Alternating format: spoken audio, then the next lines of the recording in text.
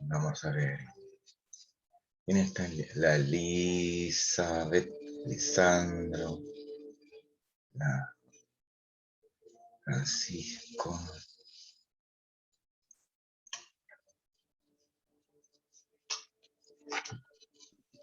Buenos días, profe.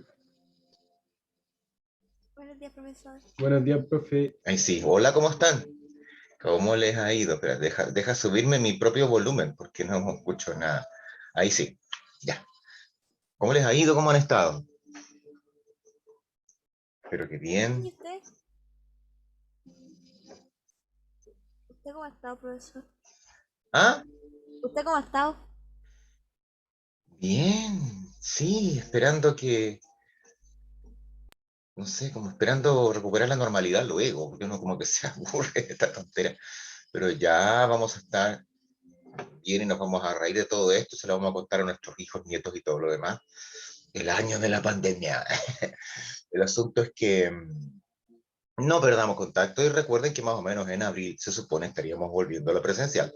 Así que todo esto sirve, ya, recuerda unidad cero, vamos a hacer una evaluación después, sin notas me parece, que es como lo correcto, pero eh, me interesa mucho este tema que estamos viendo porque es como la entrada y para todo lo que vamos a ver después durante el año, ya, este tema de neoliberalismo. De hecho, hoy día, no sé si alguien tuvo problemas con Classroom, ya, porque le llegó invitación, supongo, y le mandé invitación. Si a alguien no le llegó, no sé, por si acaso, en el chat, ¿sabe lo que voy a dejar anotado en el chat? El código Classroom, que deberían mandarles un correíto a ustedes, no sé si ya lo hicieron, pero en todo caso tendría que ser como casi luego, un correo con todos los códigos Classroom para que puedan ingresar aunque no haya llegado la invitación por correo. A mí me pasó, o sea, de repente ayer, con los dos cursos que atendí, que había gente que habiéndole yo enviado la invitación al Classroom por correo, resulta que después no abría, no lo aceptaba, no sé qué. Entonces, yo les voy a dejar por ahí anotado. Aquí está, mensaje para todos. Ustedes tienen el siguiente código, el A2H6HCQ. Ya. Código Classroom Historia con... Ya, por si acaso a alguien le falta, no ha podido entrar al Classroom, no le acepta la invitación, no se la lee, cualquiera de esas tonteras que aparecen siempre en estos sistemas virtuales, ya aproveche y ahí está el código. Están, por supuesto, en la clase anterior los dos videos más el PowerPoint, más el video de Chomsky, ¿lo recuerdas? Ya. Bueno, video iba con Yapa. No encontré a ver, Francisco, Max, Sofía, Vince. Ya. ¿Quién más está esperando? Lucas.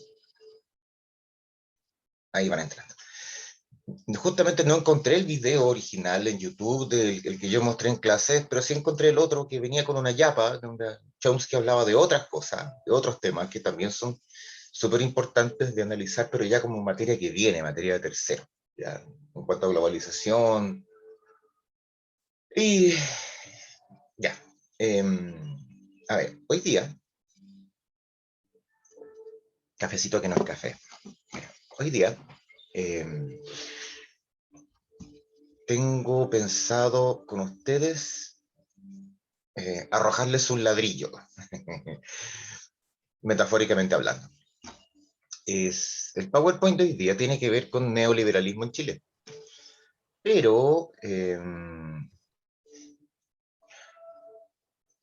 es como tratando de explicar a grosso modo ya, la teoría.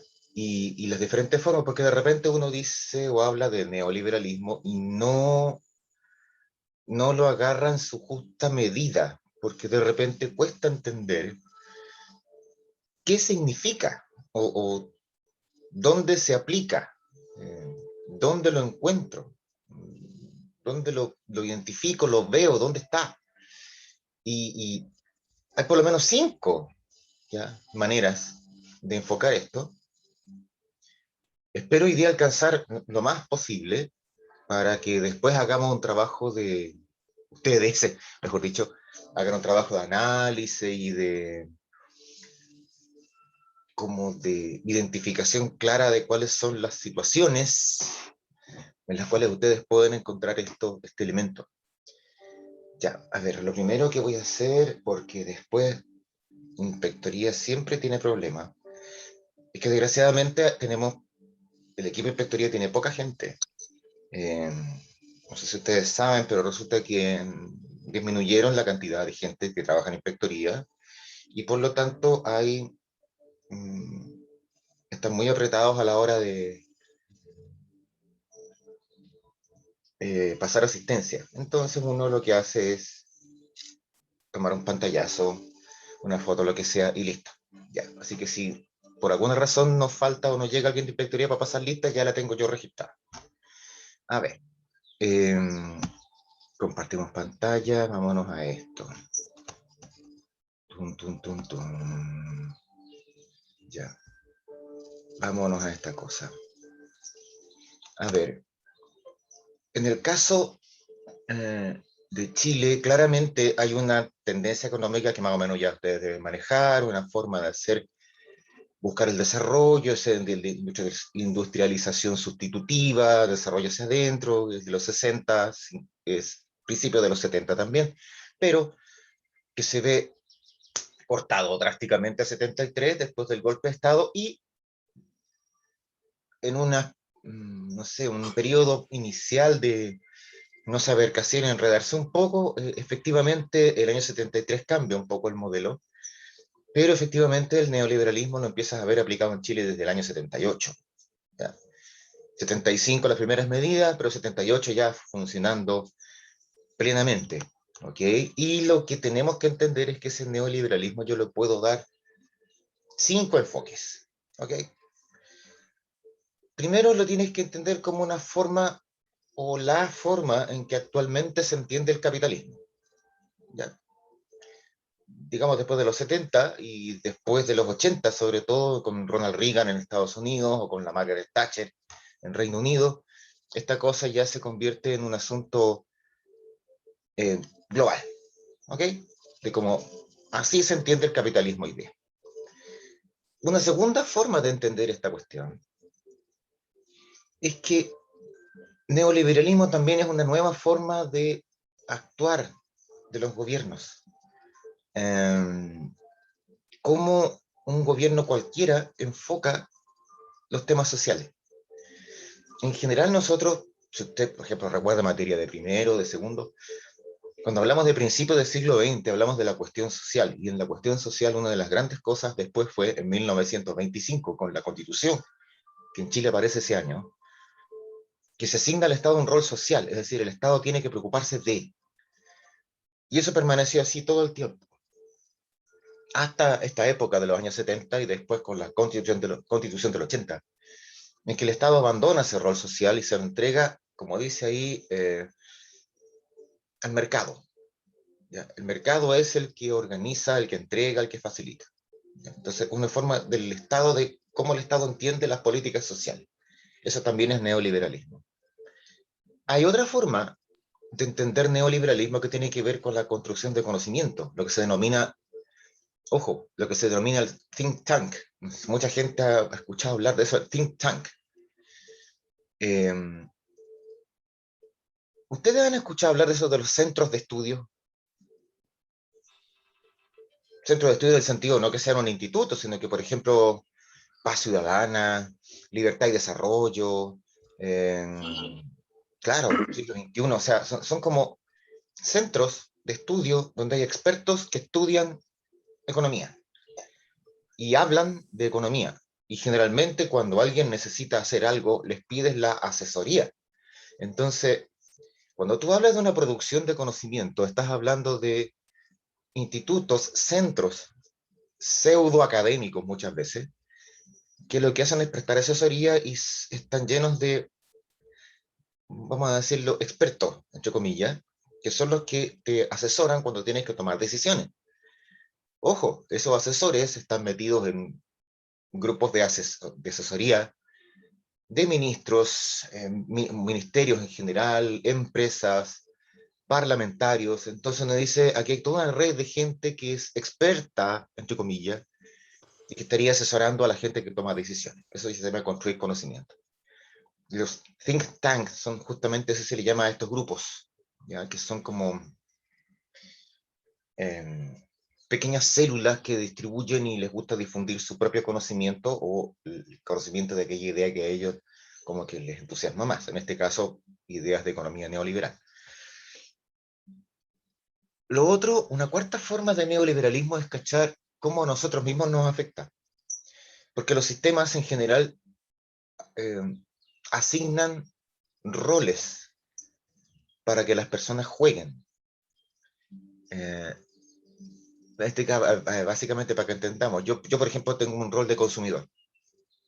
Entonces, ¿cómo funciono yo con ese rol que se supone debo cumplir?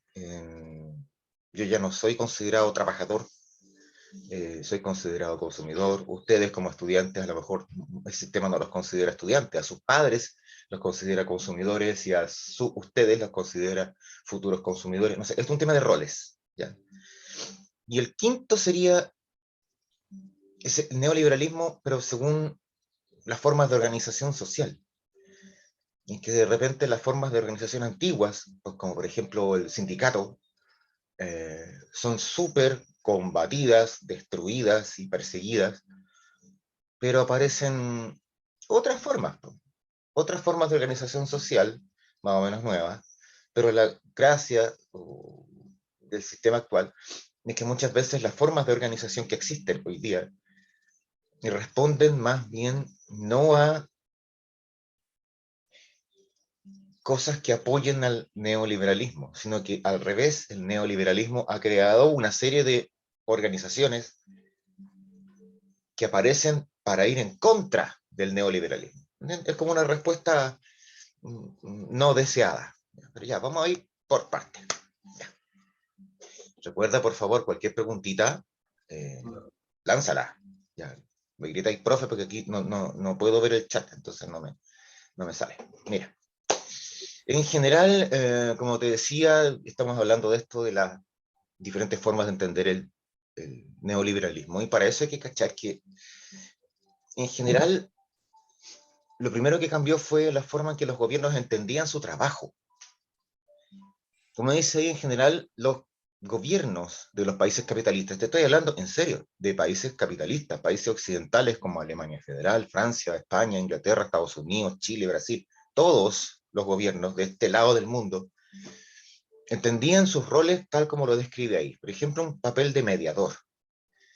El clásico conflicto es trabajador-empresa. Suponte por un tema de sueldo. Los sindicatos que agrupan a los trabajadores eran bastante fuertes, organizados, y la huelga era el instrumento de presión más efectivo. Entonces, ¿qué es lo que ocurre? El Estado asume un rol de mediador en ese conflicto. ¿Ya? Se desata una huelga, trabajadores quieren un aumento de sueldo, la empresa te dice que no. El Estado no está para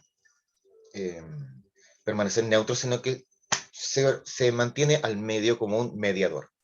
Llama a una mesa de diálogo, los junta, los reúne y por último, si no hay solución, el Estado impone la solución, porque entiende que su rol principal es que no se vea afectada la población. El Estado también es el que organiza y crea leyes, ¿ya?, para beneficiar al trabajador, beneficiar al que es consumidor, al comprador. O sea,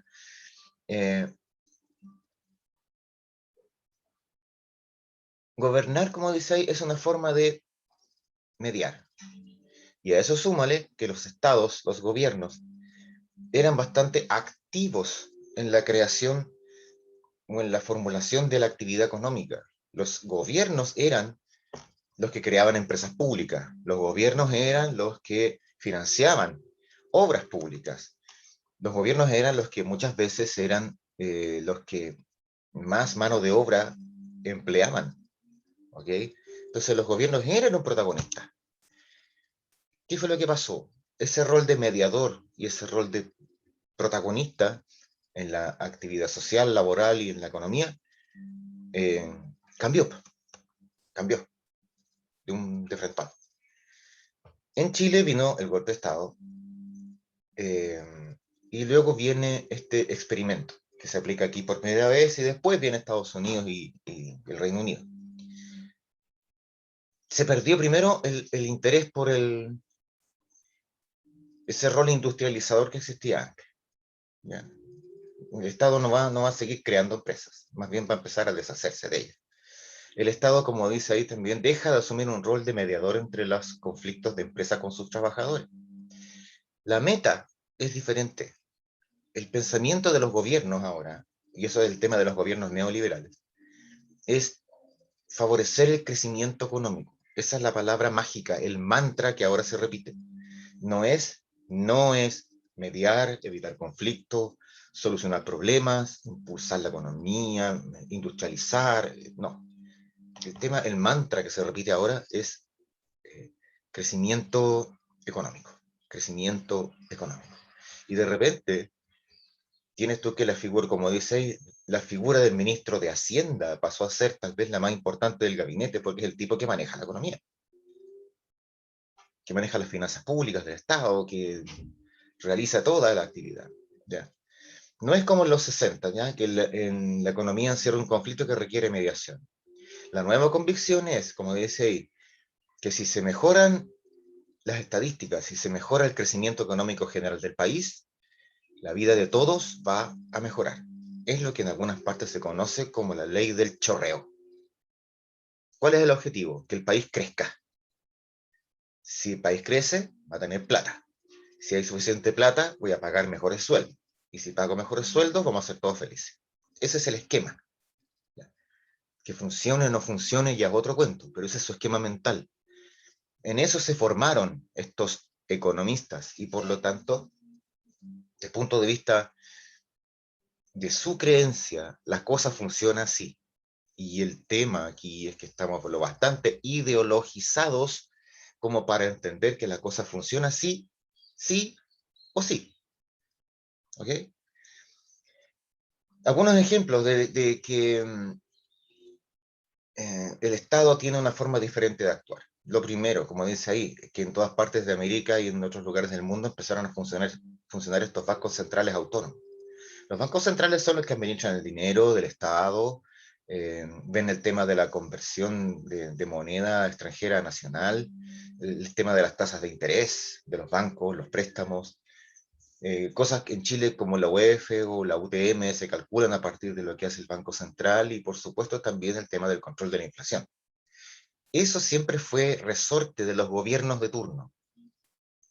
Pero, como en muchas partes, partiendo por Chile, el Banco Central es autónomo, significa que el Estado no interviene. El gobierno de turno no se mete en los manejos económicos del Banco Central. Existen los tratados de libre comercio, los conocemos por montones, en Chile somos fanáticos por esa cosa, pero implica que lo que yo necesito, lo que estoy fomentando es comercio exterior, ¿okay? No producción. La liberación del mercado tiene que ver con lo mismo. Antes nos caracterizábamos por leyes que protegían a la producción nacional, subiendo el impuesto a los artículos importados, que eran competencia. De repente la regla fue, bajemos todos los impuestos, que se pueda importar de todo, chip libre. Por un lado la gente es feliz porque los televisores y los autos llegaron todos baratos, pero la industria nacional quebró. ¿Te fijas? Y sobre todo el último punto que dice atraer inversión extranjera. Esa es una de las claves, porque mucho de lo que este país recuperó y se enriqueció tiene que ver con que nos llenamos de inversionistas extranjeros. ¿Dónde? Bueno, en aquel negocio que a ese inversionista le convenía. La minería, la pesca, lo forestal, etcétera. No negocios que le interesaran a Chile, que fueran desarrollistas, sino más bien negocios que fueran extractivistas, ¿ya? Extraer materia prima, venderla. Negocio mucho más rápido y fácil. En Chile, tal vez, donde más se nota esto del abandono del Estado en algunas políticas y cómo se traspasa todo al mundo privado, está el tema de las AFP. ¿Ya? Y ojo, que es uno de los pocos países del mundo en que todo lo que tenga que ver con previsión, salud y jubilaciones está metido en la Constitución. ¿Ya? Es una estupidez, pero para que se entienda que alguien estaba muy interesado en que este sistema no cambiara. ¿Ya? Que yo no sé, he buscado,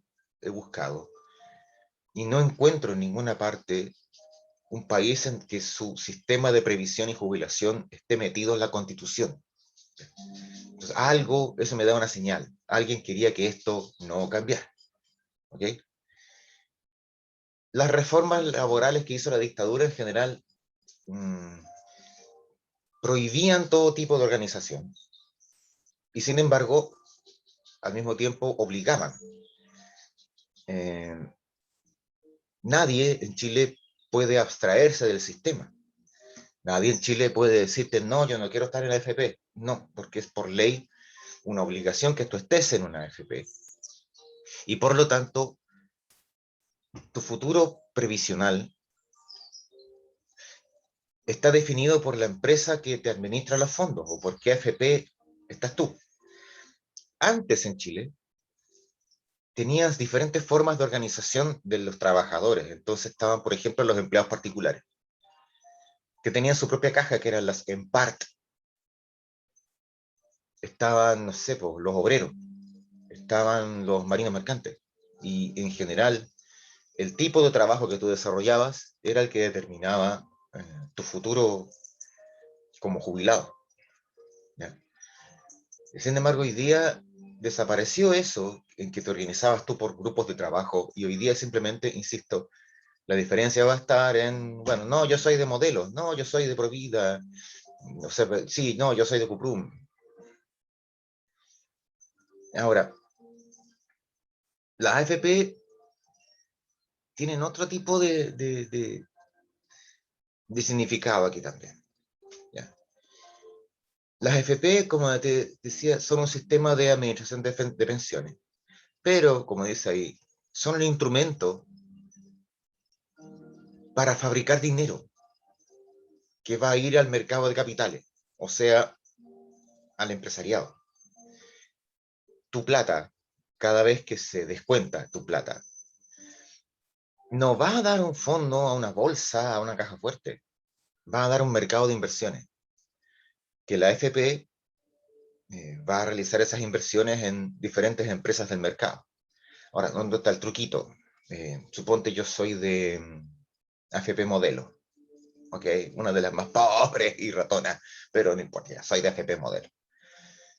Recibo mi dinero todos los meses, pero ese dinero, insisto, no va a ir a una cuenta de ahorro. Ese dinero la AFP Modelo la va a invertir en una empresa de transporte, una empresa como, por ejemplo, Turbus. La invierte en una empresa de comunicaciones como Entel Chile. Y un porcentaje tal vez incluso lo puede sacar del país e invertirlo en una empresa minera en Canadá, o una empresa de agua potable en, qué sé yo, Inglaterra. El cuento es que hay dos factores aquí que considerar.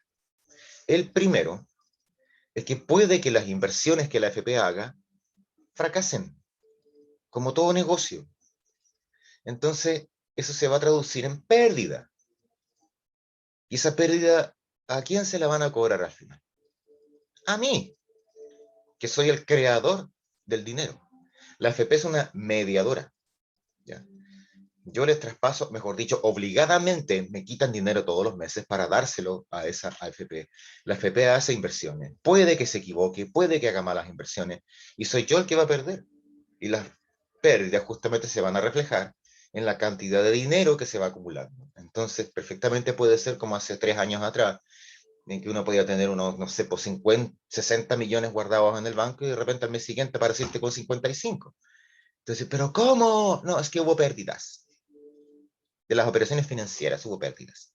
Y ahí tú puedes reclamar y decir todo lo que quieras, pero tu única opción viene siendo cambiarte de una AFP a otra, no salirte de la AFP, porque esa opción no es posible. Ahora, ¿dónde está el truco? Que las empresas llamadas AFP muchas veces pertenecen a algún conglomerado, a algún holding empresarial, y el dinero circula dentro de ese holding. Ya, suponte que yo soy Juanito, dueño de la AFP Capital. ¿Ya? Digo Capital porque es la primera que aparece en la lista, nada más. Porque a todas son lo mismo. Entonces, Juanito, yo que soy dueño de AFP Capital, recibo el dinero que todos ustedes cotizan obligadamente en mi AFP. Y yo digo, ya, ¿dónde voy a invertir esa plata? Resulta que yo, Juanito, además, soy dueño de un banco. El Banco de la Plaza. Ya, banco. Entonces, yo que soy dueño de la AFP, invierto esa plata en mi banco. ¿Ok? Y entonces yo después me doy cuenta, fíjate que yo también tengo una empresa forestal. Entonces, mi banco le presta plata a mi empresa forestal y al mismo tiempo puede que quiera hacer una inversión y meto la plata y la invierto en mi multitienda. ¿Te fijas?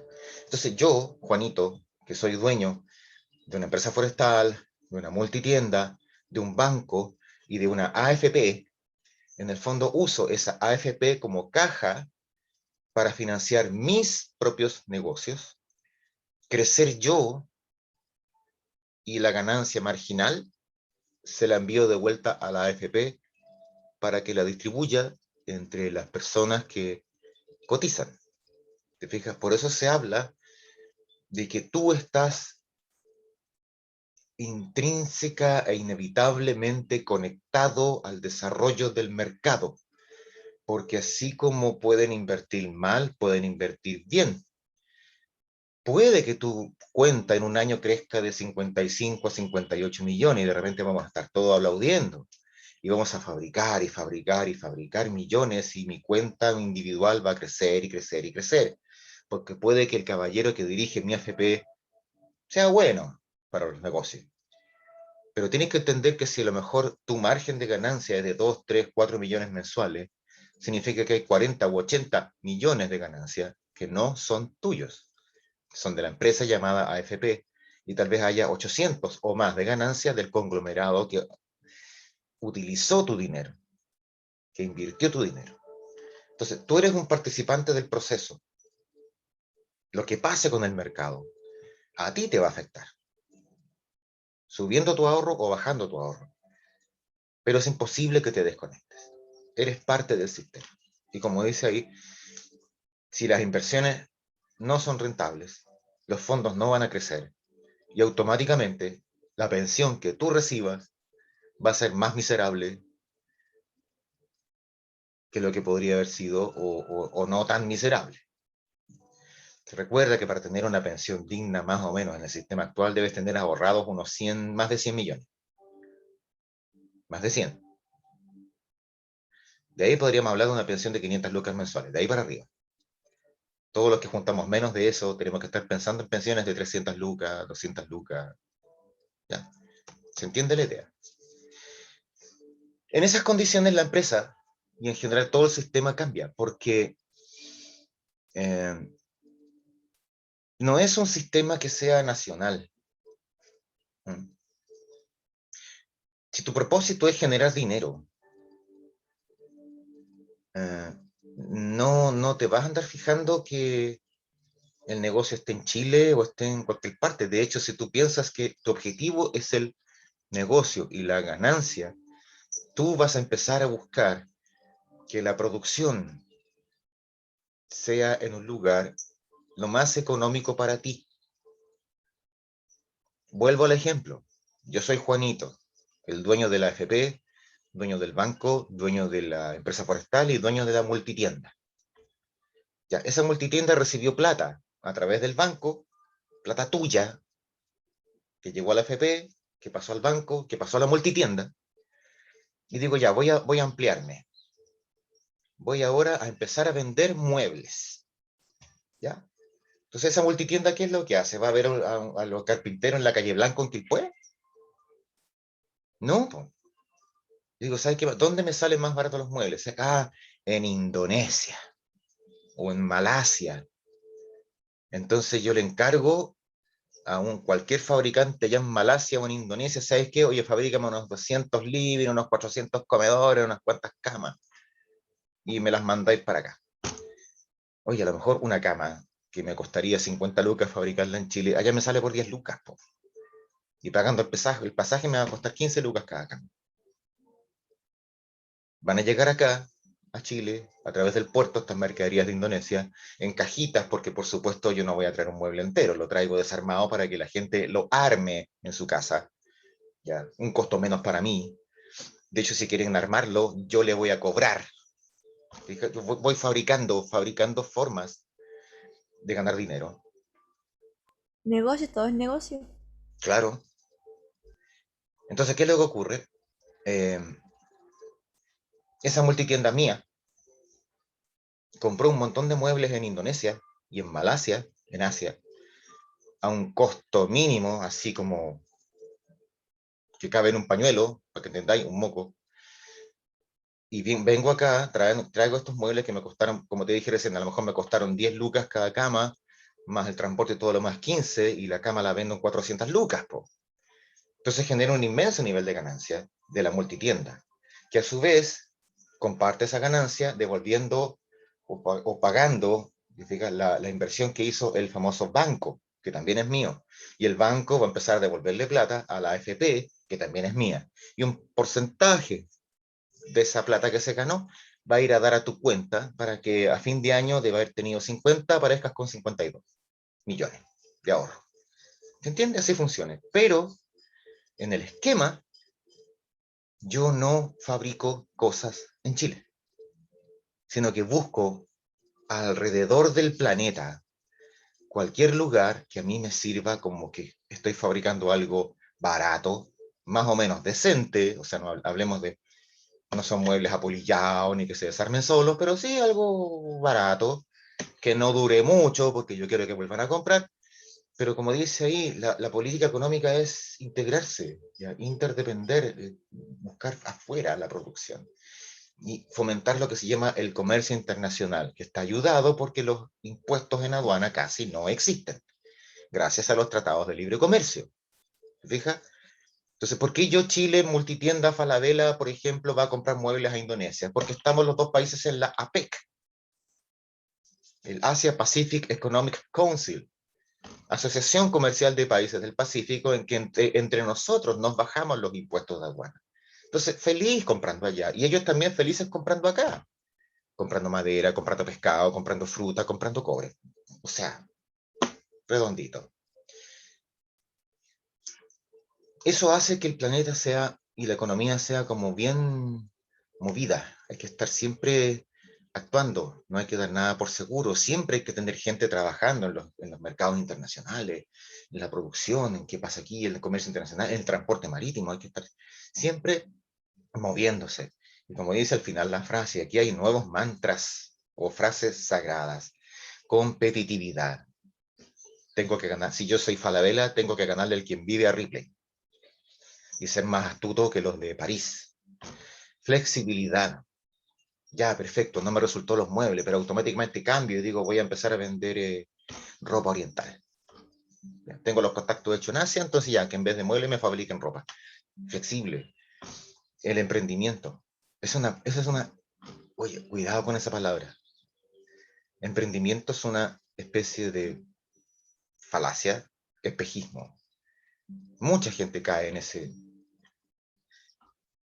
en esa cosa tan sui generis, tan especial, tan difícil de manejar, que es esto del emprendimiento. Porque en el fondo te están diciendo, yo no voy a fabricar nada, fabrícalo tú, yo veré si te lo compro. Y mucha gente se entusiasma, te dice, oh, perfecto, voy a empezar a fabricar calcetines porque la multitienda me va a comprar calcetines. Y puede que la empresa te compre menos de lo que pensaste y ahí quedó tu emprendimiento. O te compra un mes, 2 meses, 3 meses y después se aburre porque dice, está aburrido, voy a buscar algo más entretenido. Y ahí quedó tu emprendimiento y vuelves a ser un empleado porque tienes que empezar a volver a buscar empleo. Por eso se calcula en Chile que los emprendimientos, también conocidos como las famosas pymes, no tienen más de 2 años de vida. ¿Ya? Pero ¿cuál es la gracia? Las empresas grandes utilizan a estos emprendimientos. Ya, fabrícame tarjeta de Navidad y después te voto. Ya, fabrícame calcetines para invierno y después te voto. Fabrícame gorros de sol. Ya, chao, y después no te necesito. ¿Fija? Pero le ahorras a la mega empresa la tarea de hacer ellos el trabajo. Lo haces tú como un pequeño productor. Importante también será el crecimiento, la innovación, cosas O nuevas, sea, que cosas ellos siempre interesantes. tienen que salir beneficiados, siempre buscan lo mejor para La ellos. empresa siempre será la que busca ser beneficiada. Sí. La empresa no es el hogar de Cristo. Es así Comercio. de El simple. dinero. Así de simple. Y fíjate tú que el tema de la innovación, ahí es donde a nosotros nos amarran. Porque nos dicen, ¿sabes qué? Mira, no sé, ahora, no sé, pues puedes pagar con tarjeta. Y la tarjeta es, ¿cómo se llama? Ay, se me olvidó el nombre que le dan a la tarjeta ahora, que solamente acercas a la maquinita y te lee. No tienes que pasar la banda magnética, no tienes que meter el chip. O si no, ahora te regalan como un reloj. ¿Has cachado? Entonces tú haces un pip, pusiste el reloj y listo, se pagó. No tienes que esforzarte, no tienes que recibir papeles, no tienes que ir al banco. Y ellos hacen todo. Cómodo para ti. Pero recuerda que esa super tecnología que cada vez nos sorprende porque siempre están trayendo cosas nuevas, siempre se cobra. Te lo cobran en la mantención de la tarjeta, te lo cobran en la mantención de la cuenta, te la cobran, de alguna manera te la cobran. Pero te atraen. Tú pareces como el indiecito, perdón la comparación, pero es como el indiecito que cuando llegaron los españoles le mostraban un espejo y el indio como que, ¡oh! ¡Magia! Tienen como el signo peso. Somos personas que se tientan demasiado con los juguetes nuevos. ¿Cachai? Mm. Los Compradores juguetes nuevos compulsivos. son los juguetes nuevos son la tarjeta, el chip, la cosita, lo que te regalan, la promoción. Cómprame este celular de 1 millón de pesos, perdón, 1 millón de pesos no, no, 999.990. Le quitan como 10 pesos. Cómprame este celular y te regalo 200 lucas en accesorios. La otra vez vi un comercial y yo dije, a ver, perdona, el celular vale 999.990. Ojo, era un Samsung Galaxy no sé cuánto. Y me regaló por comprarlo con la tarjeta de la tienda, porque si no valía 1.200.000. Te lo compraba con la tarjeta, me rebajaban como 300, como 200 lucas. Y decía después, y además le regalamos 200.000 en accesorios. Entonces venían audífonos, venían un montón de tonteritas, casi chiquititas, así como regalitos. Entonces, sí, claro, pues, súper atrayente. Tarjeta ya me rebajan 200 lucas de lo que vale el teléfono. Y más encima Pero esas 200 lucas 200 más. lucas Oye, pero no te ese las... teléfono, ese teléfono cuesta 50 lucas. Precio de costo, 50 lucas cuesta ese teléfono. Entonces, a mí me lo venden como gran oferta en 900. Claro, aquí Pescan entra más todo el tema de plástico. la publicidad, ¿cierto? ¿Ya? A ver, ya, pero se entendió la idea que es como el capitalismo funciona así, la empresa, competencia, innovación y la AFP es como el máximo ejemplo de cómo funciona la empresa aquí. Ahora, la segunda forma de entender esta cuestión es lo que hace el Estado, cómo el Estado entiende su trabajo. Y no lo voy a poder explicar porque dice menos de un minuto, no me había dado cuenta. Así que la vamos a dejar para más ratito. Ya, en 10 minutos, recreo, sácala al patio. Vamos a tomar un poquito de aire. Yo me voy a tomar mi café que se me está enfriando y nos vemos en menos de un minutito. ¿Ya? Ajá. Ay, tecnología. Se me... Ya, nos vemos en menos de un minuto. No se olvide. Confirmo. Ya. Me voy a tomar mi café.